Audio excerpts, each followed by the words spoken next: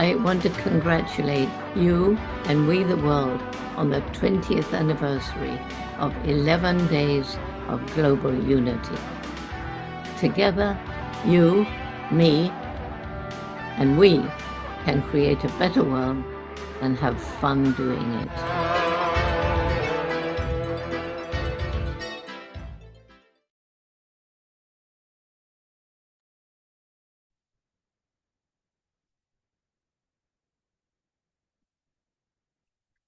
Thank you, Dr. Jane Goodell, for helping We the World and all our partners to celebrate over 20 years of 11 days of global unity.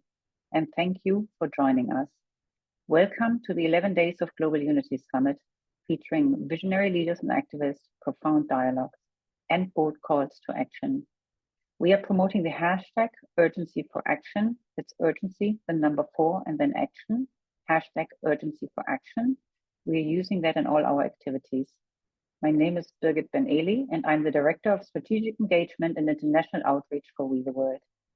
Today, I'm excited that we will be joined by Dr. Manuel Herranz Martin, Dr. Javier Mendez, and Dr. Luis Cifuentes, who will be talking about what is human unity for the theme peace as part of the 11 Days of Global Unity Summit. For the full 11-day summit schedule, you can register for free by going to 11daysofglobalunity.org. 11 is the numeral and 11 days of globalunity.org. There you can see all the 11 days summit broadcasts. And at we.net, you can take action with the 11 campaigns for change, subscribe to Trans Magazine, and you can make a contribution to support all this work by going to we.net/donate. Thank you so much. Before we bring on our extraordinary speakers, I want to acknowledge some of our amazing partners who we support and collaborate with during 11 days of global unity and all year round. The UN International Day of Peace NGO Committee, Peace Day Philly, the Unite for Peace Coalition, which includes Unity Earth, the Sign Network, One World Rising, Global Powwow, We Rise as One, Hubcast Media, The Awakening World, We the World, also Climate Week, the Deep and Rapid Transformation Convergence, Pause the World for Peace in Times Square, and Pace Bene Nonviolence Campaign. What an amazing movement, representing literally millions of people working to achieve global unity, all working with We the World and the We campaign at we.net. Now let's bring in our host and speakers, Dr. Manuel Herranz Martin, Dr. Javier Mendez, and Dr. Luis Cifuentes. Dr. Manuel Herranz Martin is the founder of HUM, the Human Unity Movement, dedicated to advancing a vision of peace and rooted in the world's major cultural traditions. He studied philosophy in Madrid and Berlin and has since combined deep intercultural research with his distinguished career in international consulting and trade, a polyglot fluent in Spanish, English, French, German, Russian, Chinese, and Arabic. Manuel has developed a body of work inspired by Cervantes, Mozzi, and Western cosmopolitan thought. He has taught philosophy and international relations at leading universities in Spain and China, and served as Director of Chinese Studies at the Complutense Institute of International Studies at the Complutense University of Madrid. Through HUM, I don't know how you pronounce it, do you pronounce it HUM? And his scholarship, he has become a recognized advocate for global ethics, intercultural dialogue, and human unity. Our guest, Dr. Javier Mendez, is Secretary of the Human Unity Movement. He's a philosopher, educator, and author specializing in moral philosophy and ethics. He holds a PhD in moral philosophy from UNED, Universidad Nacional de Educación a Distancia, where his dissertation examined thought and contingency in Richard Rorty, and a master's degree in international education from Endicott College.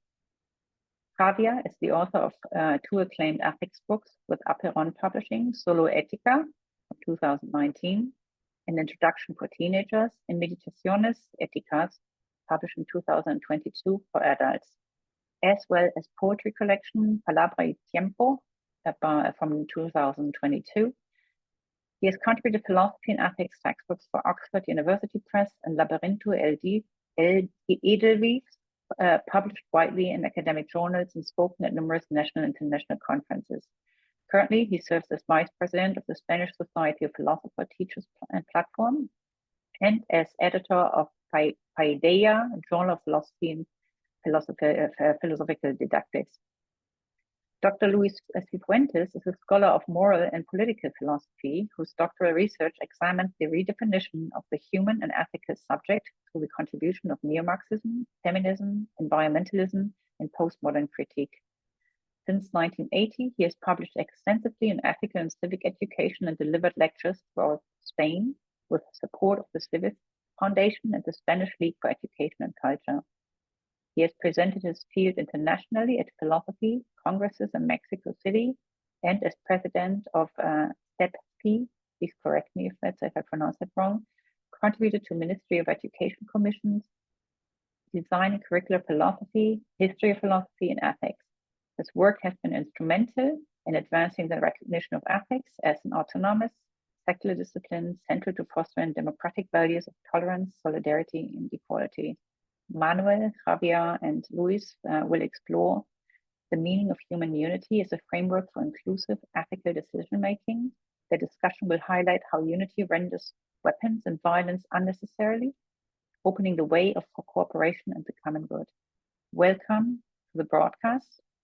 And Manuel, may I pass this on to you? So Manuel Hernandez is our host, and I invite all three of you to come on now and take over the discussion. Thank you so much. Muchas gracias, Birgit, por esta presentación y también por esta oportunidad que We the World nos ofrece para presentar nuestro proyecto, que es de la unidad humana, y precisamente el título de esta charla es considerar qué significa para nosotros la unidad humana. Entonces, si os parece bien, pues yo mismo quisiera hacer una pequeña exposición de lo que entendemos por la unidad humana, que para nosotros fundamentalmente es la paz, porque la convivencia es el estar juntos, es lo que el convivir nos hace que prevenimos el propósito de daño y nos regulamos de la misma manera todos para el bien común. Mientras que si estamos separados, tal como es el caso ahora, entre estados, pues cada uno va a lo suyo y la toma de decisiones excluyente aboca ineludiblemente a la confrontación. Para presentar el proyecto de Human Unity es muy importante señalar que nos ubicamos en la misma línea de pensamiento de los pensadores antiguos, y es también significativo que mi encuentro con este pensamiento fue en China, porque bueno, el destino me llevó a estudiar la filosofía china y allí descubrí la filosofía de Mozi. Mozi es un filósofo que propone el amor universal, es decir, el no considerar a unos estados diferentes de otros, sino estar en un mismo sistema de convivencia. Y esto lo resume y lo expone de esta manera, que tal como él nos lo expone a nosotros, lo quiero yo comunicar como modo de hacer entender cuál es la idea. Dice Mozi, si una persona hace daño a otra, en una comunidad todos lo rechazan y le van a condenar y le van a criticar. Si una persona roba a otra, todos lo rechazarán y le condenarán porque rompe la armonía de la comunidad. ¿Cuánto más no será si una persona mata a 10 personas? Pues esa persona es absolutamente un peligro grandísimo para la comunidad y la comunidad lo encerrará sin ninguna duda. Entonces, esta convivencia es la que nos da la idea de que el bien nos es conveniente a todos, la práctica del bien, y que si vivimos en comunidad lo fomentaremos y nos apoyaremos y nos ayudaremos unos a otros para que nuestro comportamiento sea bueno, sociable y conveniente para la comunidad. Pero mientras estamos separados, pues esto es lo que no logramos, porque cada uno trabaja para su propio beneficio en contra del beneficio del otro. Y digo que conocí esta expresión en China, el mozi, y luego mi asombro fue enorme. Resulta que nuestra tradición en la cultura grecolatina es clave el cosmopolitismo. Sin embargo, el cosmopolitismo no se nos transmite en nuestras escuelas, porque precisamente aquí también me abrió los ojos al comprender que el Estado nos transmite lo que le interesa que sus ciudadanos sepan y conozcan, pero no no se preocupa en dar a conocer el cosmopolitismo o esta idea, puesto que no le beneficia a él, sino al contrario, quizá le perjudica frente a otros. Pero aquí tenemos, por ejemplo, la obra de Zenón de Citio, que es el fundador del estoicismo, que fue la doctrina o la filosofía predominante durante el Imperio Romano, y dice, esta obra se ha perdido, a diferencia de la de Mozi, que la de Mozi la hemos conocido gracias a los taoístas, que guardaron los libros de Mozi dentro de su patrología. La obra de Zenón de Citio se ha perdido, pero sin embargo tenemos referencias de ella, por ejemplo, de Plutarco. Precisamente cuando nos cuenta la vida de Alejandro Magno, que es su biógrafo, y nos dice que Alejandro Magno era cosmopolita y que lo que pretendía con sus conquistas era unir el mundo llevado por esta idea. Y nos habla de Zenón de Citio y dice que su libro, La República, dice, se reduce a una sola idea, que los hombres, los seres humanos, no deben vivir separados en diferentes sistemas de justicia, sino en uno mismo, en un mismo sistema, porque ese es el sistema adecuado. Y luego ya los estoicos como Marco Aurelio, Séneca, pues hablan de logos, del entendimiento que tenemos todos los humanos, que hacer el mal a otros está mal y cooperar y trabajar con otros para el beneficio mutuo es lo bueno y conveniente para todos. De modo que si los humanos tenemos esta condición, pues ¿qué es lo que nos sucede en el mundo actual? Que no lo podemos llevar a cabo. Y ya he dado una respuesta a esto diciendo que el Estado no promociona semejante perspectiva. Esta es una perspectiva humana y la perspectiva del Estado no es el de la humanidad, sino de un grupo de la humanidad en frente de otros. Entonces, de ahí, esta es la tarea, la misión y el sentido de HUM, es decir, de nuestro emprendimiento o de nuestra asociación o de esta iniciativa y, que se puede ver en detalle en la página web human-mediounity.org. Intentar buscar un hueco que presente la perspectiva humana, entendiendo que este será el bien común y que es hora de que despertemos los humanos y nos demos cuenta que hay que superar al Estado para establecer un sistema de convivencia, puesto que lo mismo que si convivimos, la comunidad no consiente que algunos de sus miembros actúen mal, del mismo modo tampoco, si vivimos juntos, no vamos a consentir, lógicamente, que unos se dediquen a armarse para dominar a otros, porque esto es lo que tenemos actualmente, que tenemos que unos están preparando medios de destrucción del otro y el otro responde de la misma manera, porque esa influencia contraria es lo que desarrolla las relaciones entre los estados. Y este aspecto de las armas, que realmente si nos fijamos los estados son cada cual una unidad armada, se transmite también a su planteamiento ideológico, porque digamos, las ideologías o las ideas que compartimos los humanos, unos son cristianos, otros musulmanes, otros son judíos, otros son confucianistas, otros son cualquier cosa, realmente son doctrinas que se aprenden en la escuela, que las transmite el Estado. No dependen del logos. El logos que es el que contienen tanto el moísmo en China como el cosmopolitismo occidental, se basa en la razón humana o en la capacidad que tenemos de ponernos en lugar del otro, como algo que reconocen todas las culturas. Entonces, esta es nuestra tarea y esta es nuestra dificultad, porque no tenemos medios de fuerza, cuando en el mundo los medios son de fuerza, pero queremos dar voz a esta perspectiva humana y luchamos por ello y este es nuestro esfuerzo.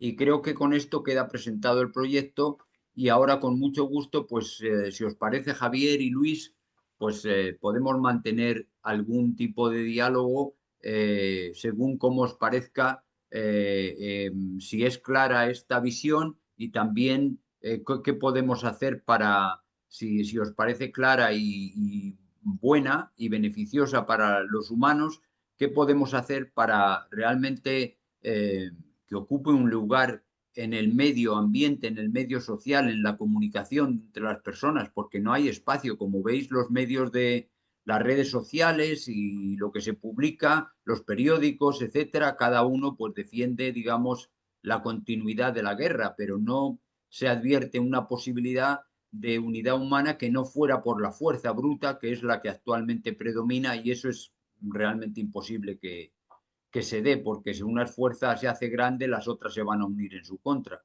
Y corremos incluso el riesgo en el momento en el que estamos de que se pueda desencadenar una conflagración nuclear y estamos en un riesgo grave. Y entonces, pues aquí no hay ninguna mala voluntad, lo que no hay, sin embargo, yo sabéis que llevo muchos años en este trabajo y no recibo opciones, la verdad.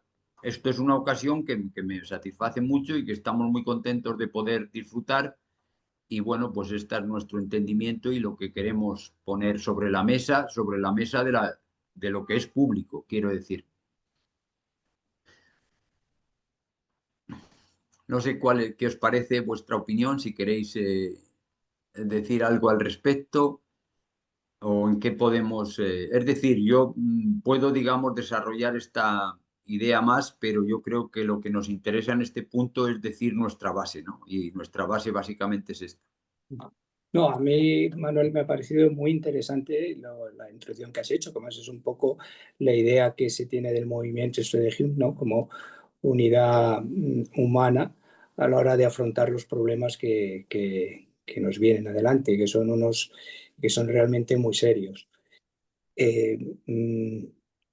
Y me gusta también esto que has hecho de unir las dos tradiciones, ¿no? La tradición china con la tradición occidental, porque nos están metiendo en una lógica otra vez binaria, ¿no? Entre de amigo-enemigo, ¿no? Típico, y ahora resulta que poco a poco el malo va siendo el chino, ¿no? O sea, como una especie de conversación entre Occidente y Oriente, en donde va a haber dos cabezas, ¿no? Estados Unidos por un lado y China por otro, y estamos otra vez en lo mismo, la Guerra Fría, es decir, en lo que ha sido la historia universal casi siempre. Y entonces esta idea de aunar ambas tradiciones a mí me parece muy interesante porque es por ahí por donde deberíamos de caminar, hacia el entendimiento de las culturas y el entendimiento de poder ir uniendo, ¿no?, lo que nos une a toda la humanidad más que lo que nos diferencia. Y en este sentido ir construyendo algo todos juntos.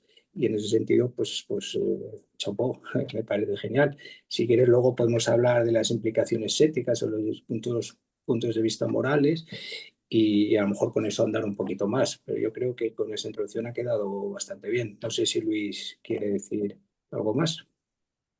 Sí, siguiendo con vuestra propuesta de buscar lo que une a la humanidad y lo que une a las distintas culturas, las tradiciones religiosas, morales o filosóficas, o, por ejemplo, de China o de Occidente con el estoicismo, yo creo que la idea básica que cuesta muchísimo hacer ver a todas las culturas es que hay un punto que no se puede sobrepasar. Hay una línea roja que ninguna cultura, ningún Estado y ningún grupo humano debe sobrepasar, y es la anulación de la dignidad humana, el principio básico universal en el que todos debemos coincidir, todas las culturas y todas las tradiciones, es que hay que respetar al ser humano por ser un ser humano. Ya parece un principio un poco intrínseco, un poco universal o muy universal, pero si no hay respeto a la dignidad de cada persona, a su capacidad de tener conciencia, a su capacidad de defender sus derechos y su libertad, entonces las culturas se van a oponer unas a otras, las culturas van a ser enfrentadas y los estados van a utilizar como instrumentos de poder económico y político su imposición, ¿no? La historia, estoy leyendo estos días algún libro que lo conoceréis todos y que me viene bien que justamente haya una persona norteamericana ahí, que es Las venas abiertas de América Latina, de Ernesto Galeano. No sé si lo habréis leído todos, es un libro lo ha reeditado 2 veces, y ahí claramente muestra cómo la historia del imperialismo y del colonialismo ha sido una historia que ha producido una desigualdad y una violencia enorme. desde el siglo XV, con el Imperio Español, hasta el siglo XIX con el Imperio Inglés. Siempre ha habido momentos, según la interpretación que él da, con datos,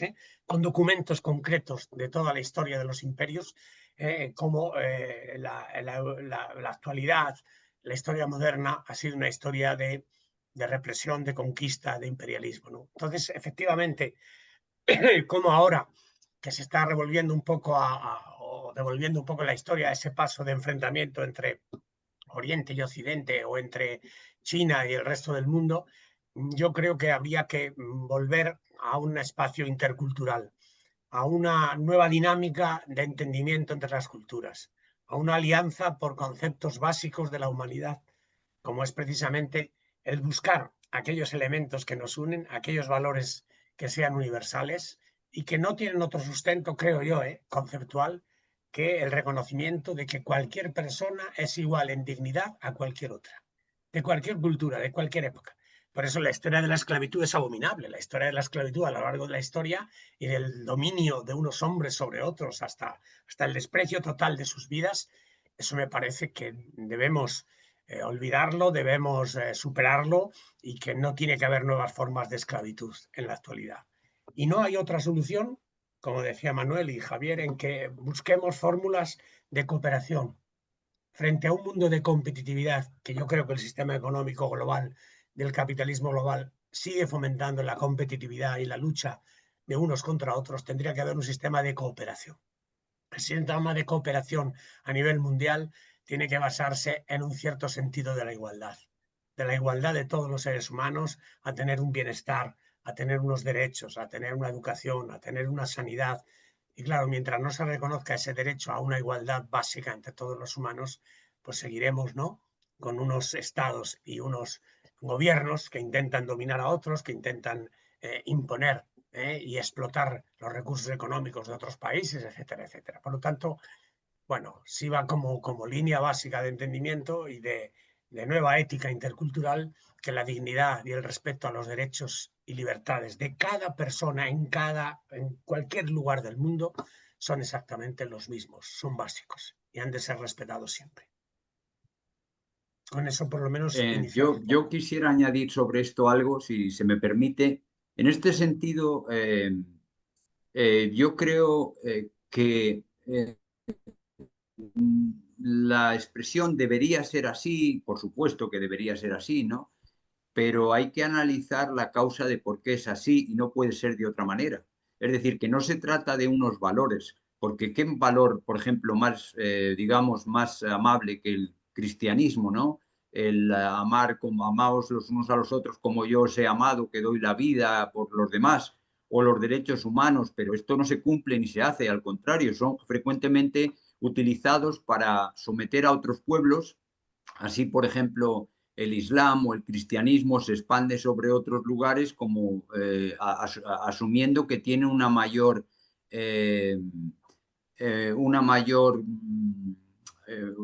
digamos, bondad que lo tuyo, y yo te sustituyo, ¿no? Y yo te dirijo. Entonces, yo creo que en este sentido apelaría al realismo. Entonces, en mi entendimiento, el realismo nos remite al arma, porque el arma hay que entenderla no solo operando cuando destruye, sino operando desde su potencia. Entonces, la potencia del arma hace que la relación ya no pueda ser, Luis, como tú dices, de iguales. La relación, en términos generales, se puede definir el efecto del arma de dos maneras. Las armas independientes están enfrentadas y las unidades armadas están organizadas, incorporadas en formas jerárquicas, de modo que no puede haber igualdad. Entonces, y esto no es que, si decimos debería ser respetar todos los derechos humanos, yo no conozco ningún estado que no sea jerárquico. Todos los estados son jerárquicos y no conozco que haya posibilidad de cooperación entre los estados si no es frente a terceros, porque la base de lo que el Estado necesita, quiere y le urge es seguridad. Y la seguridad está en dependencia con que otros no le causen, no tengan poder sobre él, sino que él tenga capacidad de destruirlos a los otros. Y destruirlos a los otros es someter a los otros igualmente. Por lo tanto, esto es un paso más en esto que hemos hablado del cosmopolitismo, de cómo hay que resolver los problemas. El problema se tiene que resolver encarando el arma. Y esto es lo que nos tiene que poner a los humanos sobre una misma base. Porque si hablamos de valores, pues el Islam es la religión de paz, el cristianismo es la religión del amor y el otro será cualquier cosa que pueda ser de palabra, como los derechos humanos o la democracia, pero aquí cada uno bombardea al otro. Entonces, de lo que se trata, entonces esa es la dificultad que tenemos, porque ese mismo efecto virtual del arma es el que primero tiene los medios como financieros y la propiedad de las cosas al fin de cuentas lo posee y lo distribuye entre los que están bajo su dominio según el beneficio que prestan al arma. Entonces estamos atados de pies y manos al arma, salvo que justo la identifiquemos tal cual es. Y en este caso yo, digamos que lo mismo que he dicho que hay que poner sobre la mesa el cosmopolitismo como que la unidad humana y la toma de decisiones incluyente es lo que nos conviene a todos, cooperar por el bien común en vez de por el mal ajeno. Igualmente hay que tener en cuenta no un aspecto idealista de ideas, sino de hechos. Es decir, yo cuando hago una punta de la espada o cuando hago un cañón o cuando hago un misil, sé a quién se lo voy a apuntar para dominarle o defenderme de él. Pero igual, entonces la unidad también es la respuesta. La unidad, por un lado, y el entender que ese es el objetivo, que con la unidad las armas son realmente unas por otras, porque es cierto que puede necesitarse policía para proteger los derechos de unas personas ricas y otras pobres, eso se resolverá, pero las bombas nucleares, los submarinos atómicos, los portaaviones, no cabe duda que son pura relación del arma con el arma. No se trata, no es que hagas a un trabajador que trabaje por eso. Entonces, la unidad es la base sobre la que, por su propia lógica, se tiene que eliminar el arma, pero hay que identificarla como tal. Y hay que identificar también, en mi opinión, que otros valores la ocultan. Esto es muy importante. El mismo Galeano al que tú citas dice, los españoles vinieron a América y nos trajeron la Biblia y se quedaron con nuestras tierras. Cosa que no es verdad, por cierto. Cuidado, porque los españoles no quitaron las tierras a los indios, se las dejaron y les llevaron la Biblia, eso sí es cierto. Pero les vincularon a su sistema jerárquico, no hay duda. La cabeza del sistema jerárquico era el emperador Carlos V o Felipe II, eso no cabe ninguna duda. En fin, lo que quiero decir es que no sé qué opinarás tú, Javier, y no sé qué opinarás tú mismo, Luis. Sé que este es un paso muy importante en este proyecto y muy difícil de dar, porque una voz que se levante contra el arma a la que uno mismo pertenece por nacimiento ya es una voz que debe callarse. Entonces ahí está, y esto no hablo figurativamente, ¿eh? Es una realidad. Entonces puedes estar perjudicando a tu propio grupo. ¿Quién te llamará tonto útil? Yo, por ejemplo, utilizo la bandera blanca y causa una reacción inmensa en la gente de desprecio y de rechazo.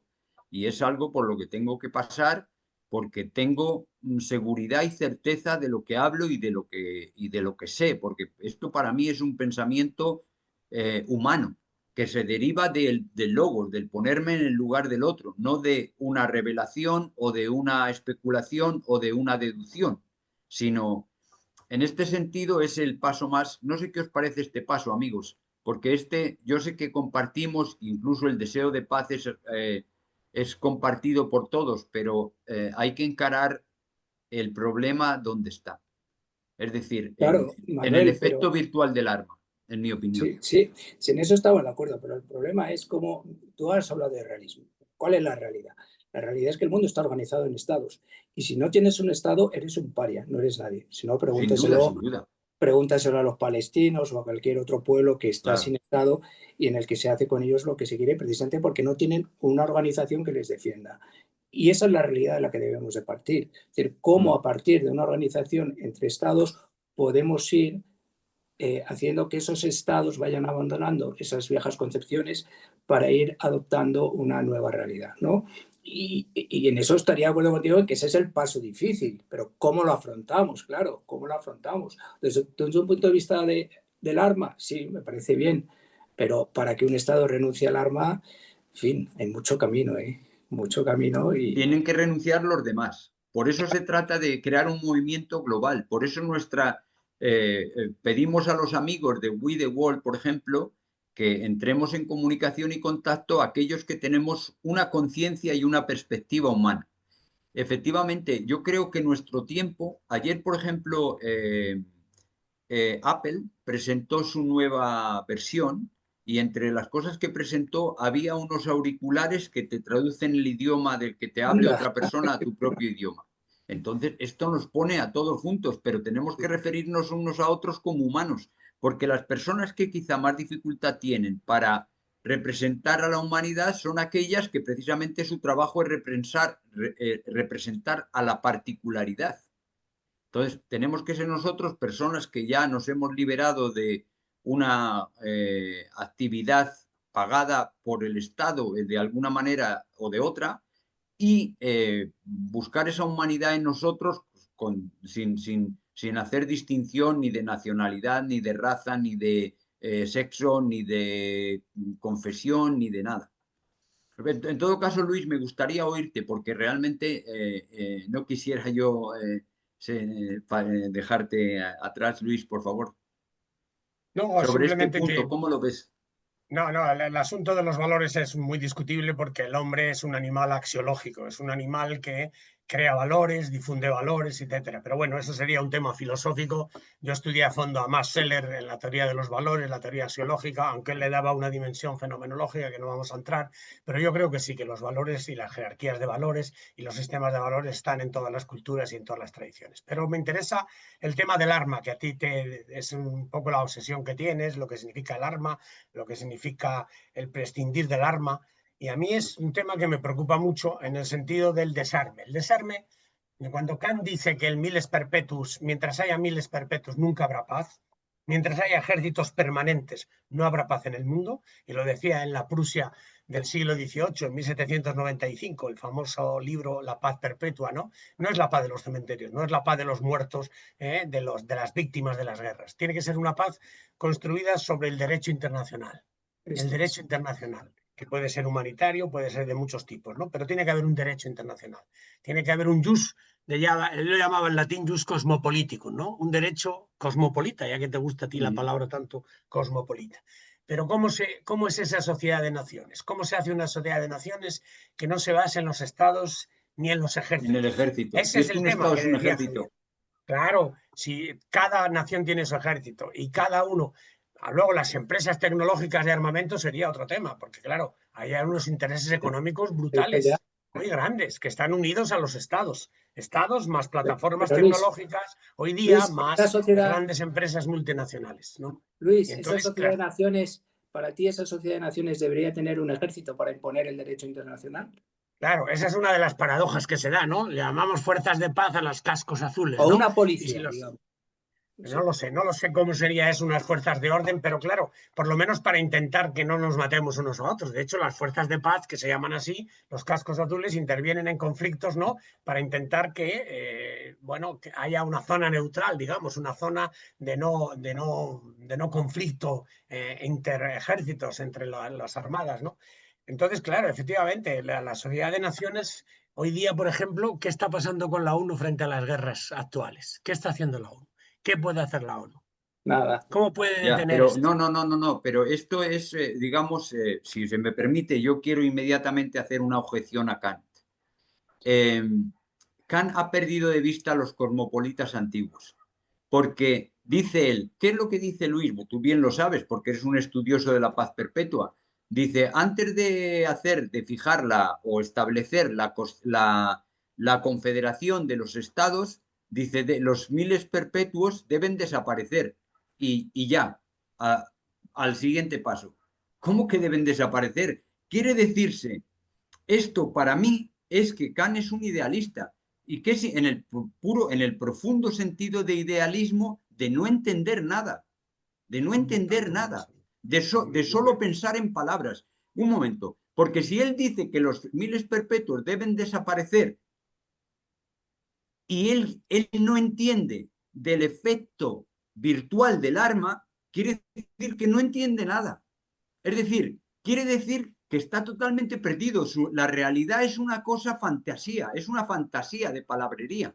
Lo tengo que decir así, porque precisamente el cosmopolitismo, tanto de los antiguos como de Mozzi, es que la unidad humana, el efecto que tiene es que se eliminan los ejércitos. Si él dice que lo que tiene que haber una ley que rija sobre todos, pero primero tienen que desaparecer los ejércitos, es que no ha entendido nada, no ha captado de lo que hablaban los antiguos, no lo ha captado. Y por eso, de todos modos, yo tengo que decir, a Kant le han dejado publicar porque ha hecho ese planteamiento. Si lo hace de otra manera, no le publican. O sea que me reservo la opinión si Kant tenía inteligencia o no. Pero lo que él escribe, para mí, yo no le considero a Kant cosmopolita, yo le considero un idealista. Es decir, que él ha perdido el sentido de lo que significa la unidad humana, que es eliminar el mal, que es el propósito de daño, que es el arma. Él no lo ha captado. Es que, ¿cómo se puede decir eso? Y además no capta la virtualidad del arma, es decir, que no es realista. Él no comprende la realidad, no sabe lo que es la realidad, él no sabe. Porque si dice una cosa así, es que no entiende nada. O sea, así lo tengo que decir. Por eso yo le admiro mucho a Kant, pero en este aspecto políticamente no entiende, no ha captado al cosmopolitismo. Bueno, lo que yo quiero venir a decir con esto, de todos modos, es que efectivamente vosotros estáis centrando ahora el tema en cómo una sociedad internacional impone la paz. No, la paz es una actividad humana natural una vez que estamos unidos, porque nos interesa a todos la paz. ¿A quién le puede interesar que alguien haga algo malo? Por eso Mozzi lo llama el amor universal, porque la unidad, la consecuencia de la unidad es el amor, en el sentido de que yo me pongo en el lugar del otro.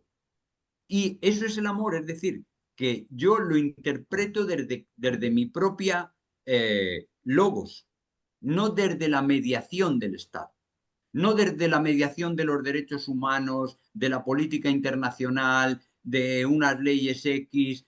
No, eso no. Cierto que tiene que haber un proceso de cambio, pero yo lo dije, lo mencioné ya antes al principio. Es decir, que si estamos unidos, el bien es nuestro interés. El problema, lo dice Mozzi expresamente, dice, la causa del mal es la parcialidad y la causa del bien es la universalidad. Es decir, que por eso habla de que es la voluntad del cielo, porque el cielo ha ordenado las cosas que si pones en marcha la unidad, te resulta así, que nos apoyamos, que nos preocupamos si una persona se porta mal, si es insociable, que le vamos a ayudar, que vamos a prevenir que no se cause, que no haga mal, si vemos que tiene aspectos malos, y nos vamos a modelar unos a otros. Sin embargo, ahora, ¿cuál es el recurso principal? La violencia. ¿Cómo vas a impedir a un chico que se pegue si le van a pegar y luego tiene que hacer la guerra? ¿Y cómo vas a quitar películas violentas si eso es lo que domina el mundo y lo que hay que entrenar a la gente, etcétera, etcétera? En ese sentido, ya digo, en fin, yo no quiero ocupar la palabra, pero por eso he insistido que me parecía tan importante lo del arma. Porque tiene en sí mismo una mecánica o dialéctica, llamémoslo así, que nos sobrepasa. Y la forma de controlar esa dinámica, esa dialéctica que es superior al ser humano, es la unidad humana, no hay otro remedio. Y eso es el mensaje clave del cosmopolitismo. Sí, Manuel, El pero tú tienes que cosmopolitismo partir. antiguo. Sí, pero tú No tienes que Kant, partir de la realidad en la que estamos ahora. Esa es Eso la sí. cuestión. Eso es lo que yo creo que tú ahí estás un poco fallando. Tenemos que partir de la realidad en la que estamos. Es una realidad organizada en estados. Y en ese sentido, la crítica que haces a Kant me parece injusta, porque Kant sí entiende esa realidad. O sea, eso de que es un idealista y que no se entera de nada y que está fuera de la realidad, yo creo que es justo lo contrario. Precisamente él parte de una realidad que es la que a ti no te gusta. Vale, de acuerdo, No. es la que Si a hay. mí no es que me guste ni me deje de gustar. Yo sé el propósito de Kant. O sea, lo que quiere decir Kant es que Kant a ver, que no, yo no creáis que el Kant me parece tonto. Kant tiene una propuesta que la publicidad, la base de la paz perpetua de Kant es la publicidad. Cuando tú pones a los estados juntos y les obligas a que publiquen sus propósitos, ahí les has cogido. Lo que pasa es que Kant mismo veía que, claro, ¿cómo vas a publicar lo que es el arma, que tú estás haciendo algo para dañar a otro? Entonces, él intentaba, bueno, hagamos una federación y tal, y todo tiene que ser publicado. Ya sabéis que insisten que tienen que ser repúblicas. Luego está el último capítulo de la paz perpetua sobre la base del derecho es la publicidad, y se puede decir claramente que lo que no puede ser hecho público es que es injusto, etcétera, etcétera. Esa es la clave de la paz, del tratado. Él está, por eso yo entiendo también a Kant. Javier, no creas que no. Sí, yo sé que él está en esa realidad y pretende como engatusar a los estados, a que su propia dinámica de unirse y la publicidad les impide hacer el mal unos a otros. Está partiendo de Pero, una realidad estatal. Lo que no podemos es decir, bueno, no existen los estados, no podemos contar con los estados y tenemos que empezar otra historia. Pero es que eso es empezar otra historia desde cero, no sé, eso sí que me parece a mí absolutamente utópico, idealista. Sí. Y además es un filósofo del derecho. Sí, Javier, es un estoy filósofo de acuerdo del contigo. derecho. Sí. Cuando te he dicho yo sí que es cosmopolita en cuanto al derecho. Tiene que haber un derecho mundial, tiene que haber un Estado mundial, tiene que haber unas normas mundiales que nos obliguen a todos los estados a respetarlas. O sea que sí que es realista y sí que se da cuenta de Federico II de Prusia, de Francia, de la Revolución Francesa. Ha hecho un análisis de todos esos fenómenos, muy serio, muy profundo, y se da cuenta de que no puede haber paz mientras no haya unas normas universales aceptadas y obligatorias. Cuando él habla del cosmopolitismo, él dice el cosmopolitismo desde una nación, desde una identidad. Tú no puedes, porque al final, y eso ya lo decían también los griegos, ¿no? Cuando hablan del cosmopolitismo, al final ser ciudadano del mundo es ser ciudadano de ningún sitio, con lo cual no tienes ninguna identidad. Y la parte del ser humano de pertenecer a algo o a un sitio es fundamental, y de eso no lo podemos obviar. Bueno, yo eso no estoy tan de acuerdo. Por ejemplo, la idea de que somos una nación y todo eso me parece algo básicamente superficial. Mira, España estaba unida con América y allí se produjo un mestizaje. Yo creo que nos hemos metido en un lío con el sistema de Estado-Nación actual, que eso es una entelequia increíble. Entonces es decir, a mí todo lo que sea basado en conceptos, incluido el de nación, son ad hoc del Estado para justificarse, pero no son reales. De pronto te dicen los catalanes, no, nosotros somos una nación. Y de pronto te mezclas allí en América y no había ningún problema en ser nación con mestizos, mulatos y demás. ¿Esto qué significa? Eso yo creo. Y es eso es lo que yo llamo idealismo. Llamo idealismo a la palabra, es decir, a basar las cosas sobre la palabra, porque la palabra es una cosa que uno puede adaptar el discurso, es decir, lo adaptas, lo cambias, lo moldeas, no, por eso insisto igual en el arma, porque la cosa tiene que tener un componente y una objetividad, y esa objetividad es el propósito de daño. Fijaos una cosa que es lo que yo quiero, por eso dices tú, Javier, lo que más profundamente me acabas de decir es que tenemos que partir del hecho del Estado y no de una cosa que no existe, que es lo humano, etc. Pero yo te digo, no estoy tan seguro y te quiero dar una pista sobre esto.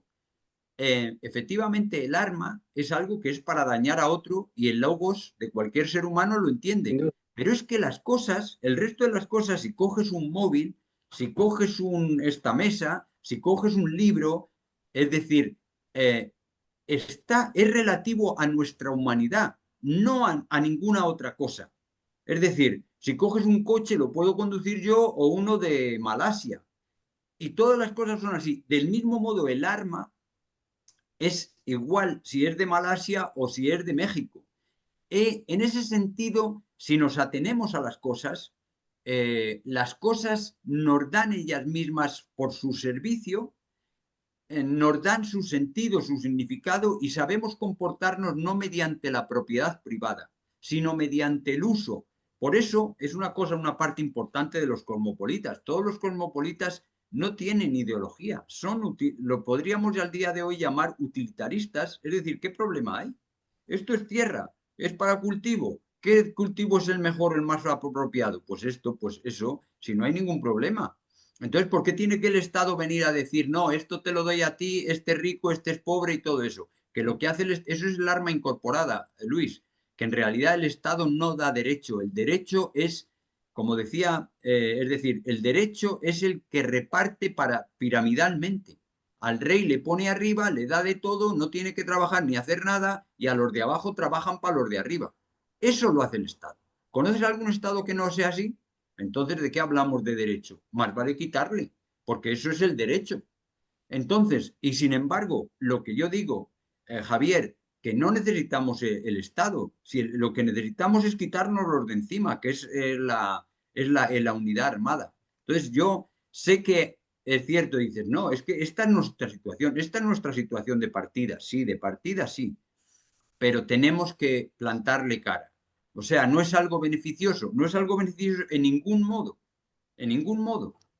porque es que es una constante engaño, privación del sentido común. Todas las cosas que organiza, todas las cosas que hace están pensadas para corromper, embrutecer, desinformar, entontecer, con perdón, seguro que pensáis muy de otra manera, pero yo ya me estoy saliendo de madre y os lo digo. Esto es lo que yo veo de los estados, esto es lo que hacen. ¿Por qué lo decías, Sun Tzu? Decía, el trabajo del líder es desorientar a los que dirige. Ese es su trabajo. ¿Por qué? Porque los dirigirá por donde quiera y le convenga en cada momento. El único trabajo permanente no es dirigirles. El trabajo permanente es desorientarles, porque solo desde esa desorientación les va a utilizar justo como quiera, en cada momento que quiera, que a lo mejor de un minuto a otro cambia. Por eso no es cuestión de transmitirle sus planes. Oye, yo quiero hacer esto, yo quiero hacer lo otro. A lo mejor ahora quiero hacer esto, luego quiero hacer otra cosa. Y es una cosa, es un acto real, ¿eh? Este Sun Tzu en el arte de la guerra te da una serie de datos de cómo hay que engañar a la gente. Y el primero y principal es mistificarlo. Mistificarlo. Por eso lo de abrir a los pájaros, a ver si tenemos un buen... bueno, ya sabéis, lo de los presagios, tirar el I Ching, que yo me río del I Ching. Yo soy experto en China y me río del I Ching. Y de todas estas cosas, porque todo eso es para engañar a la gente, mistificarla. Porque en realidad mistificar quiere decir desorientar, como es el arte actual, desorientar. Y entonces el Estado no me va a dar nada. Como decía Mozi inicialmente intentó presentar su propuesta a los Estados, pero los moístas últimos, que se llaman los neomoístas, es que se separaron de la sociedad y realmente los últimos moístas son taoístas, porque no puede ser que el Estado, representante de la parcialidad y del mal, sea el representante de la universalidad y del mal.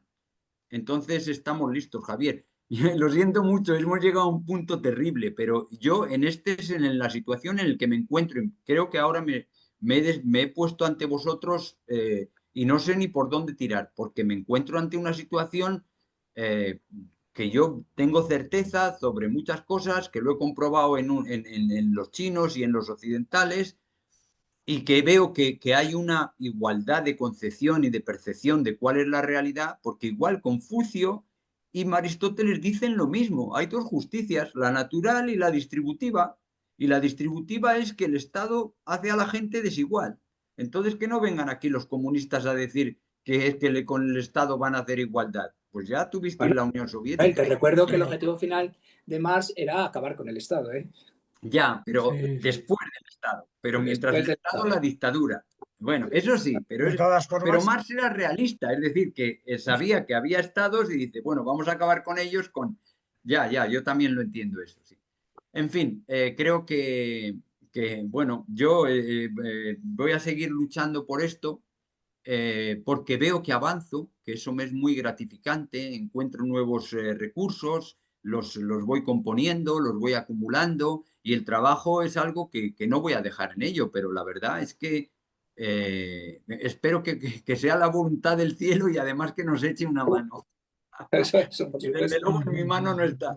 Eso Así que, está.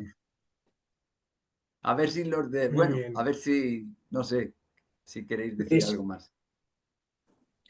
Bueno, yo también... No, que sin Estado también es muy difícil que los más vulnerables y los más débiles en la situación actual tengan algo, porque lo público y los servicios públicos, claro que no funcionan bien y claro que todavía queda mucho, pero ante un incendio, por ejemplo, ante una situación, ¿no?, de catástrofe, alguien tiene que intentar, ¿no?, Es resolverlo natural, antes de eso que es haya el esa unidad. logos. Tiene que resolverlo alguien. Y es el Estado, Pero Sí, no, no, de momento. yo pero no andando, es el perdona, Estado Manuel, en el andando un sentido poco de... en lo, Sí, es andando lo lo que público, dice son los Luis, servicios públicos, son los Sí, funcionarios sí, públicos los que en un momento público sí. determinado, andando lo que lo dice Luis, yo público. creo que hay que distinguir entre los estados legítimos y los estados ilegítimos. Evidentemente, un estado organizado bajo una aristocracia o bajo una jerarquía es un estado ilegítimo. Para que sea legítimo tiene que responder a una organización absolutamente democrática.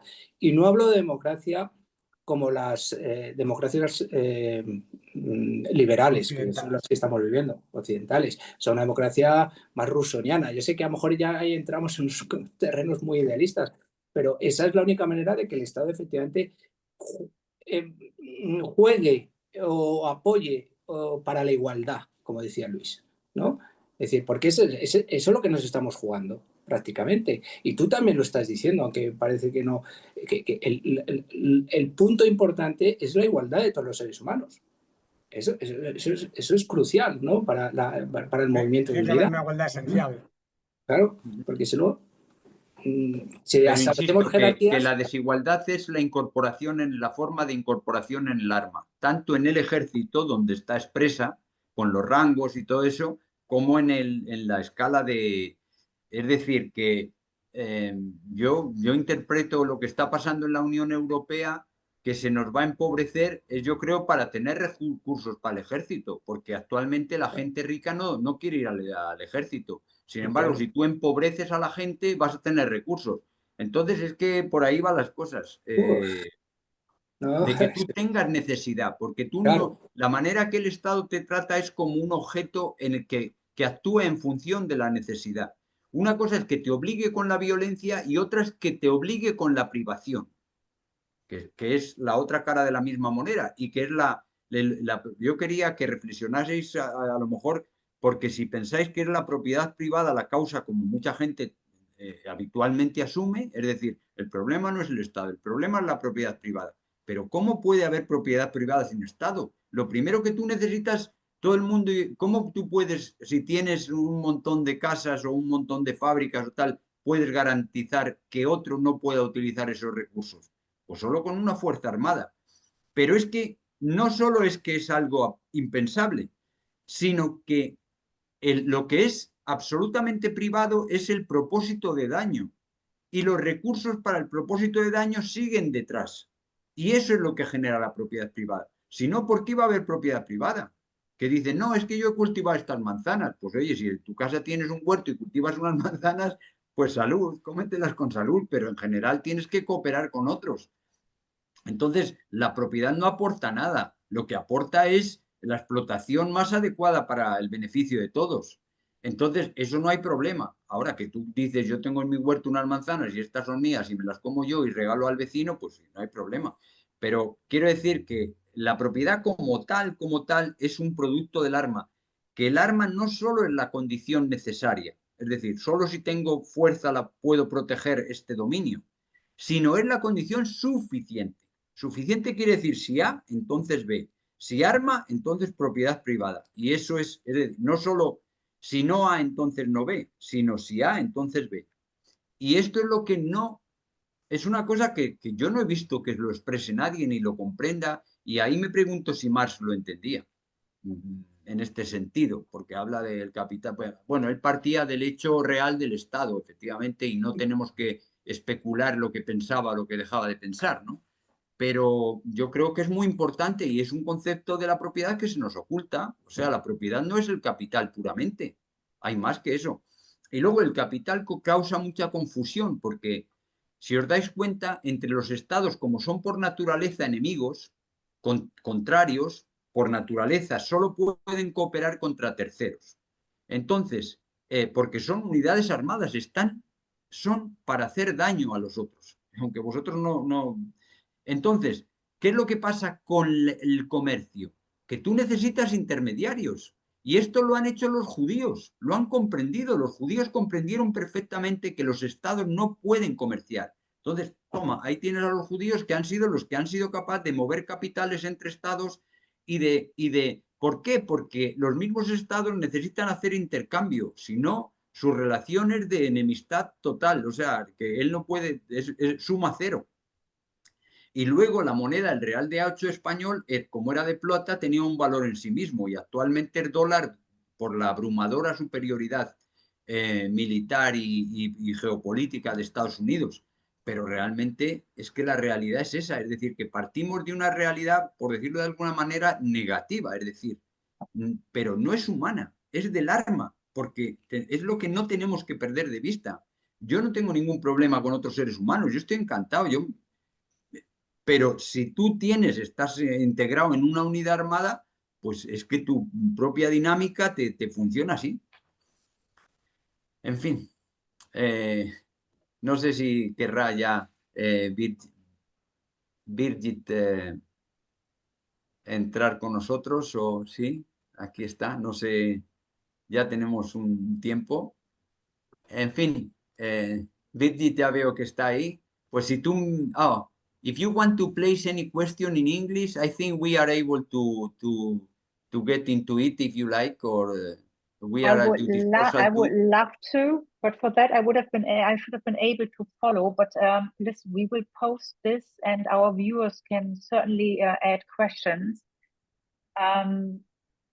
What I can, and unfortunately we have to come to an end as well. I like to thank you all for being here and for joining us today. And I know, and for this important discussion. And I hope we will have you back, and perhaps next time in English.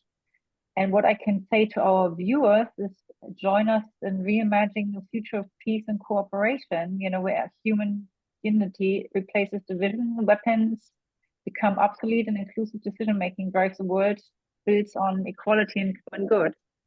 And you elaborated this all very well. And again, it's very important. Unfortunately, my Spanish is far from anything remotely to be able to understand. So I have to conclude with this and leave the viewers to post any questions they have, and we'll just go from there. So again, we have to conclude here. And what I like to do, I just like to, we have like a call to action. If you're able to do this in English, if you would like to say something in English at the very end here, a call to action for each of you, you're welcome to do this. If that is not possible, we will just conclude here. It's okay for me to say some words in English for our friends in We the World to understand our project. Our project is human unity. We understand that human unity is the solution of all our trouble, because as the old cosmopolitans understood, if we live together, we are interested in common good, while if we are separated, we are interested in, we are pushed to confrontation as a logical. If I take decision exclusively, well, I go for my own, you go for your own, but if we live together, we are actually interested in cooperating and to be good to society. And this is a very simple idea. And also, not just on particular or individual behavior, but in general, if we are together, we don't need to be producing means of destruction of the others. On the contrary, the logical consequence is disarmament and further cooperation, etc. And this is our struggle. This is what we're trying to put on the table. I assume you too. And we need to cooperate together and try to, because the states are not in the position to represent this but human persons like you and us and all others, Yeah. and Jane Goodall. And so we are very happy to meet you and to cooperate with you, and hopefully we can work together and be successful together, and because this is our expectation. Otherwise, we don't see a good horizon for humanity, because it's clear that Yeah. separated we go against each other. It's a bit fun.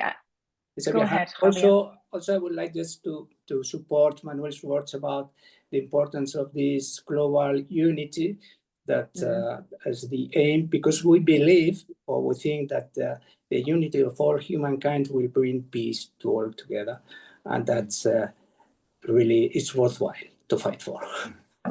I absolutely agree, and I can add to this. I mean, listen, I agree. We have to get together, because this is a political problem. It is a systematic problem, and you can pick any country probably most likely.